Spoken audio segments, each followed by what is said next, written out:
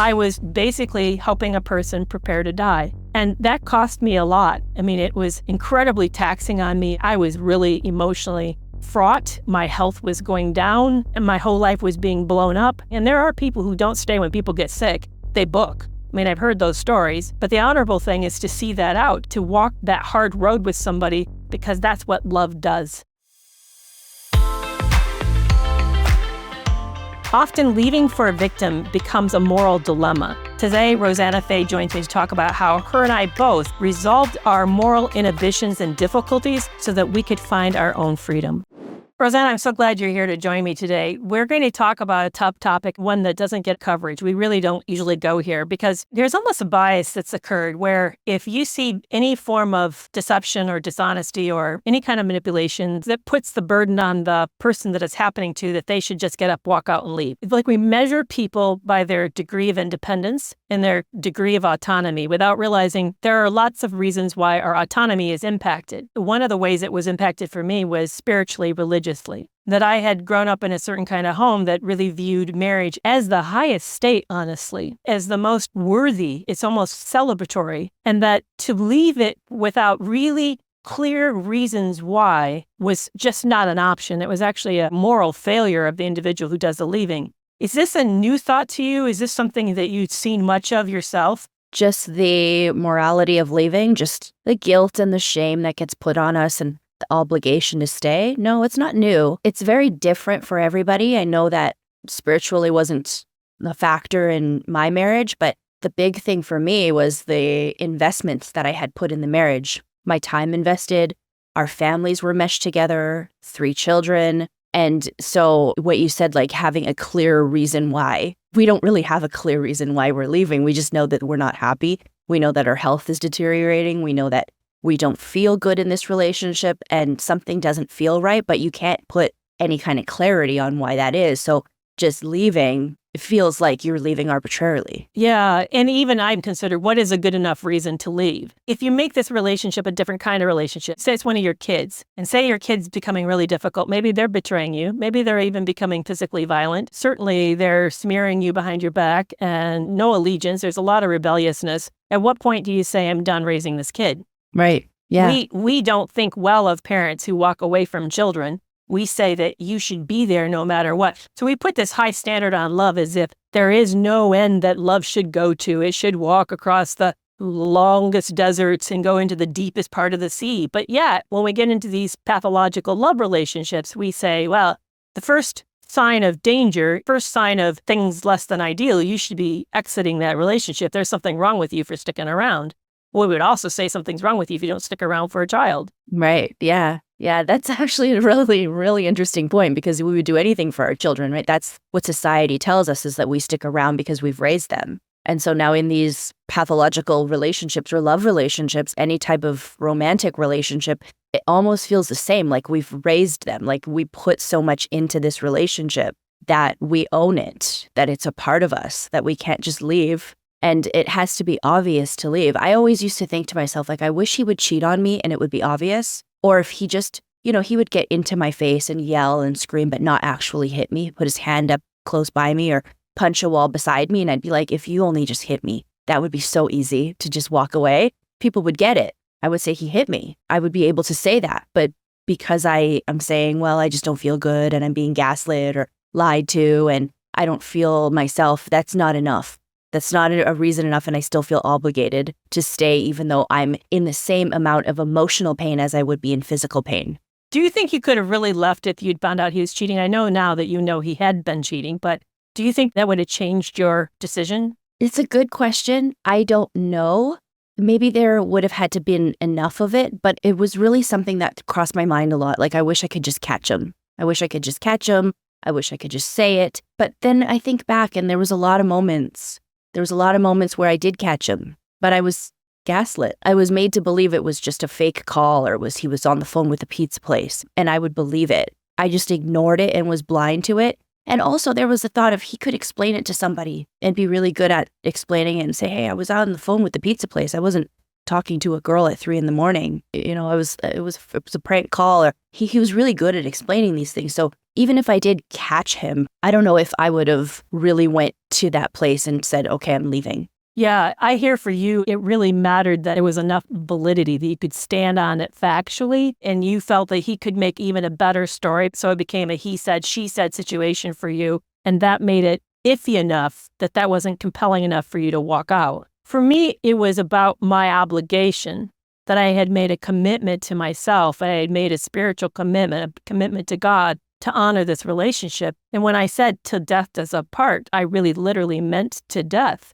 I had already done that with Brad. I really believed that was the honorable thing. In fact, the Bible talks about an honorable wife brings honor to her husband, and she brings him a little spiritually closer to God through her spirituality. So to me, it felt like a loving sacrifice for me to be invested. And mind you, mine was saying all the right words. He was saying he was in therapy. He'd never worked so hard. He was invested. I couldn't directly catch him cheating either. I mean, I caught him texting, and I knew that there was a lack of integrity to the relationship in the sense of loving me, but I didn't catch him red-handed cheating with someone. Now, during the break, I knew he had been cheating, but you could say, well, it was a break. Maybe he had a different opinion of what a break meant than I did. To me, it meant we're still married. I'm still honoring the marriage vows. Maybe for him, he felt like this was the start of the divorce. Again, I could see the way that we could justify behavior. And that made it hard for me to feel like, yeah, that's a clear-cut reason. But here's what I discovered about myself. In that marriage, and that's not who I am today, but in that marriage, I'm not for sure what it was that would have taken me to leave. Yeah, I was just thinking that when you say cheating, right, catching them red-handed, that's our own definition. What red-handed means is like, do we need to catch them in the act? Do they have to be, clothes off in a bed? Do we have to actually see those text messages soliciting?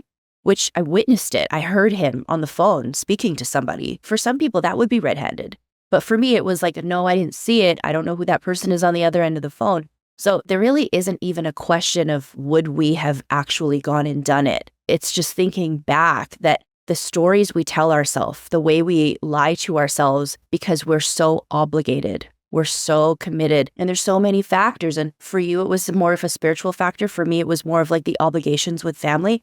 But it's like, do I just confront this? Like, how strong does it have to be for me to take that leap and do this really hard thing that I don't want to do? Leaving is really hard. Yeah, it's really hard. And I found that the closer I got to the line, the fuzzier the line felt to me. Again, I use the analogy of a child, or even with Brad. Let's take Brad as an example. That last 5.5 months of that marriage was rough. It essentially was no longer a marriage.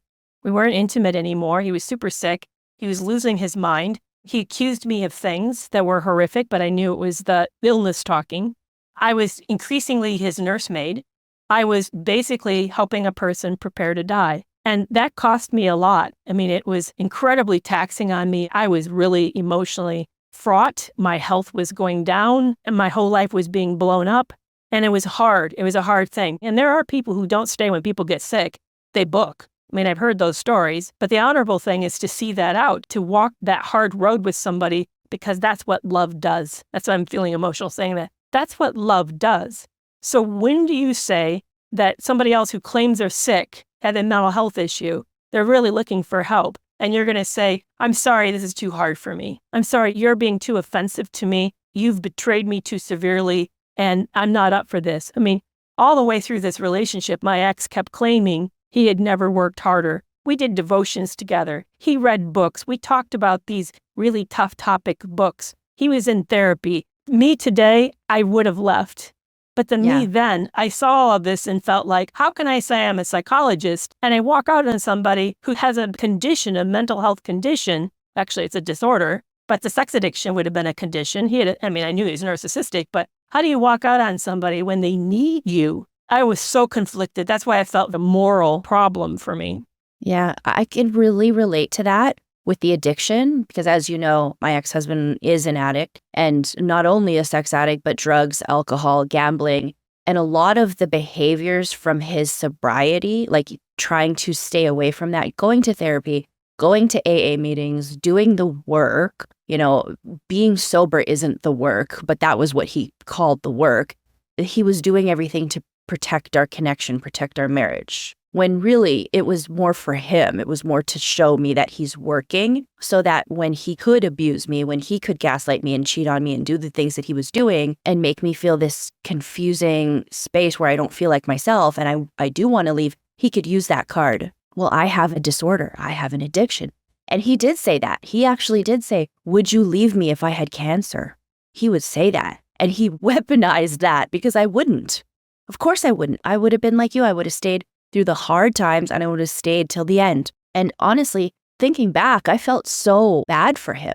I wanted to help him. I wanted to protect him. There was a moment where he was on his knees and in my bosom just crying, tears all over my shirt because he had spent all this money on gambling and saying that he was a bad father, a bad person, a bad husband, and I will hate him and I want a divorce. And instead what I did was I held him and that bought me another 2 years with him. I held him and said, no, I got this. We will take care of this family. This is just a little speed bump. We will get over this together. And I felt myself really taking care of him in that moment when I was the one that needed the care. I was the one that needed help. I was the one that was confused and still stuck. Yeah, so it makes it hard for us to determine where the line is that we actually need to step across. When does the other person's psychological space, mental condition, or even difficulties, what point do we have a sense of obligation or compassion? Maybe it's just a compassion versus when do we also equally then have compassion for ourselves and say that this is too much? I know, for example, there are institutions like the church again that has standards. They clearly say the standard is that according to the Bible, when someone has cheated. Now, there are those who also say, but that's also include abuse. But what our definition of abuse is, it gets very murky. Yeah. Is abuse a person who fails to remember to call you to let you know they're working late? And you think that they have then impinged on your right to be able to plan your evening, then you made a meal that you didn't need to, that wasn't kind and thoughtful? Okay, maybe the first time it's not, but what if this is the 20th time that they've done this? Is that now then past the category it's passive aggressive and they're being psychologically abusive to you? Again, like I said, you get close to the lines get super murky. It becomes very fuzzy to try to figure out these definitions of when has someone exceeded something that's reasonable. So it becomes a challenge of how do you then determine this and when something's unreasonable? So the church says not until they cheat, or some say until they get abusive. Maybe it's cultural. Maybe the cultural is you leave home, don't come back. Yeah. Then there is no place to return to. Don't expect that we're going to open the door for you if you leave this relationship. You made your bed, you lie in it. I've heard that saying a lot, that there are a lot of people who live in that reality, that there is nowhere to turn, there is nowhere to get some help. Maybe you have no financial resources. So what are you supposed to do then? And your family is saying don't come back. So it becomes super murky how you decide at what point is enough and this is the right reason or it's a good reason for you. Yeah, that's tough. That's tough because also the person you're trying to leave is really good at making those lines even murkier for you. Yeah. And really giving you these, any type of situation where you're faced with two choices, they'll go with and they'll sell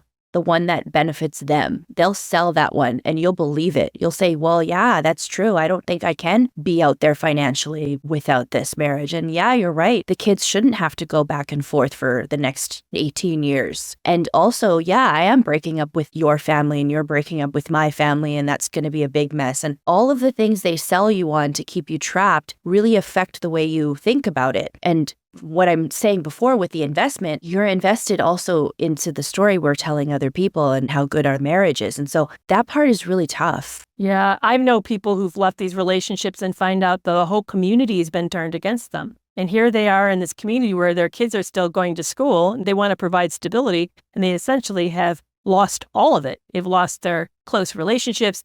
They've, of course, lost the marriage. And they're just left alone. It can be a terribly isolating situation. How did you then finally decide to leave? I mean, you had this feeling like you can't catch him red-handed. You're not quite for sure. He says he has a problem. You feel so much compassion for him. And yeah, I did too. I felt a lot of compassion for mine. I felt really sorry for him. He had told me the kind of situation he had grown up in. It was awful. I saw it firsthand. I lived with his mom for 8 months. She herself said I was not a good mom. I was a cruel mother. So she backed this story up. Yeah. You feel sorry for it. I mean, not that it's our job to rescue, but I think a lot of women. It is. I know. I would say a lot of women feel like it is our job to rescue. Yeah, it feels like we have to because we've put so much into it. I used to call it being pot committed. So my ex and I would play poker a lot. Obviously, he's a gambling addict and this is what we did, right? But even just home games, it was like a way for him to still be able to gamble without having to spend tens of thousands of dollars in a casino. So we would play a lot of poker and I learned all the terms. And I always used to say, I'm pot committed. Like when you put a bet in, you have to see the bet through. You can't just fold your cards and walk away because you've put so much of your chips in. And I felt like I put so much of my chips in. I felt like I put so much of myself that if I was just to walk away, I would lose all of that. So you ask, where did I get to the point where I finally was able to walk away? I felt like I couldn't lose anymore. You know, I already lost sense of self. I lost so many things about who I was. I used to sing, and I sing now, obviously, but I used to sing so much during the marriage before I met him. And near the end of that relationship, I stopped singing. I stopped wearing makeup. I stopped doing my hair. I stopped wearing clothes with any kind of color. I lost who I was. And it was when I started to lose myself that it didn't really matter if I was going to lose friends, if I was going to lose a financial position that kept me comfortable, if I was going to lose his family, if I was even going to lose respect of any kind of community. I just felt like losing myself was the last straw. And that's when I just kind of had to climb out of it. And who actually helped me leave was a therapist. And what's really funny about this is he told me, you need to get help. You need to go see somebody. Oh, so your partner told you that? Yeah, my ex-husband said, you need help because, you know, you're on antidepressants, you're really depressed, and you're making rash decisions. You're making choices that could affect your life and our family. So you should talk to somebody. And maybe we should talk to somebody together. And we did for a little bit. And then I ended up seeing her separately, and she's the one who helped me with an exit strategy. She's the one who kind of let me see myself and see where I was. And it was her help and my own work as well. But it was really her that, like, he led me to a person that helped me leave, which I find hilarious. It's really ironic. Yeah, but that's a delightful twist there. I felt like for me, I had to give up a part of some of my moral beliefs. And even today, I do feel like I sit differently with them. I had to readjust my paradigm, my view of God and how he viewed marriage and the sanctity of marriage for me to come to the place where it felt okay for me to leave. I felt that deeply committed to that idea. And me today, I feel that God does not ask us to sacrifice ourselves, our safety, and our security in order to be in a relationship. But the me that I was before truly saw that as a higher, more noble thing, that we were called to live a sacrificial life. In fact, that philosophy lives very well in a lot of the Christian church. It really does. And there is something beautiful about sacrificing. Now, interestingly enough, we don't ask ourselves about how much is the abusive person sacrificing. Obviously, they're sacrificing little, but we put a lot of weight on the one who's doing a lot of the giving and trying to make it work and walking on eggshells. We put so much weight on that person being sacrificial that we don't consider it's not being very equitable. But I felt like I had to come to a new definition. And when you think that your relationship with God is contingent on the degree that you understand the concepts properly, and if you get that wrong, that means then you may be breaching that relationship as well. Right? That's a whole nother level of fear. Because you feel like you're not just losing this relationship that, yeah, we have a sunk cost fallacy going on. We've invested so much, we hate to lose all that investment, not realizing we're going to lose more investment if we stay. But we also, for me, it felt like, what if I'm losing my relationship with God over this too? Yeah. What if I walk out and I make a grave error and that God looks at me and says, I don't approve? Yeah. And can I bear the weight of that? And being on the outside of the one thing in my entire life has given me tremendous comfort is that connection, that spiritual connection. And I may be sacrificing that as well. So it made it a really hard, heavy decision. But I got to the place near the end where I knew that it was so bad, something was so wrong, this person really wasn't who I thought this person was, that I was begging for God to open a door and just get me out. I just felt like I needed saving, and I needed God on a white horse riding in like a knight to save the princess here, So it got really, really desperate there at the end. Yeah, he would never do that though, right? Like he would never put you in a situation where you felt like you've done him wrong, So I wouldn't know that though. In the time you wouldn't know that. I didn't. Yeah, I didn't know that. Knowing now though, do you know where maybe that shift was for you, where you were able to lead into that and trust and make those distinctions a little different so that you could see those signs and protect yourself? Yeah, it was hard because a lot of people like to what's called cherry pick the Bible. They'll pull verses out to basically support. You can find it to support anything you want, really. if you're not careful. Yeah, really. But what it took for me was sort of standing back and looking at the whole of the Bible, the whole story. And the story was about the love of one and being so important that Christ was willing to pay the cost of our sins to save us, and that he ultimately viewed me as so valuable that I was worth that. And so why was I not seeing myself equally valuable? That I was worth saving too. Yeah. That part of it had to be from my own autonomy.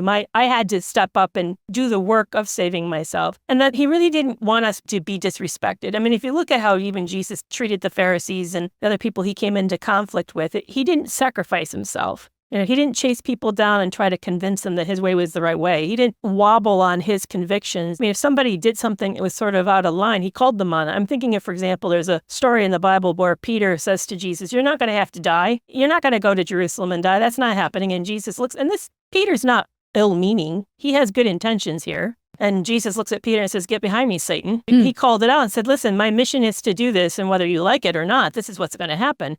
And you getting in the way of it, even though your heart's in the right place, you're still, in a way, you're hurting my mission. And I'm not going to sacrifice that."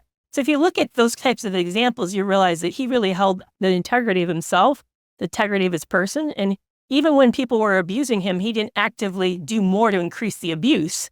So it took me sort of seeing that perspective and realizing that that's an example for me. But it was hard because, like I said, when you've been indoctrinated, and I had been, my entire life, what is a good picture of a woman? Well, you look at the pastor's wife. She's silent, she says nothing, she nods her head, and she lets them take the lead, and you have no idea what's going on behind closed doors in that house. She knows her place, and I had been raised to know my place. So I'd love us to jump over to the podcast extra, and let's talk about when you start to realize that maybe this is going wrong. What is your next step? What kind of maybe psychologically should you be saying and doing for yourself to help you get ready? Like obviously you just asked me, what was the shift that I made? I had to make a psychological shift. You had to make a psychological shift too. You had to get ready to say, what if there's no validation? So let's talk about how we psychologically prepared ourselves for possibly going it alone. And we'll talk about that on the podcast extra. But thank you for joining me so much. These are always very rich conversations with you. I deeply appreciate it, Ro. Yeah, absolutely. Well, that's a wrap for this week's episode. Are you following me on TikTok, Facebook, Instagram, and YouTube? Find me at Kerry McAvoy, Ph.D. Now you don't need to wait a week to get your next podcast fix. Join Breaking Free from Narc Abuse at Substack.com to get exclusive audio content for subscribers. To sign up, click the link in the show notes. And whether you're in, consider leaving, or have left a narcissistic relationship, find community support at my Toxic Free Relationship Club. You can learn about this resource as well as others at KerryMcAvoyPhD.com. And I'll see you back here next week.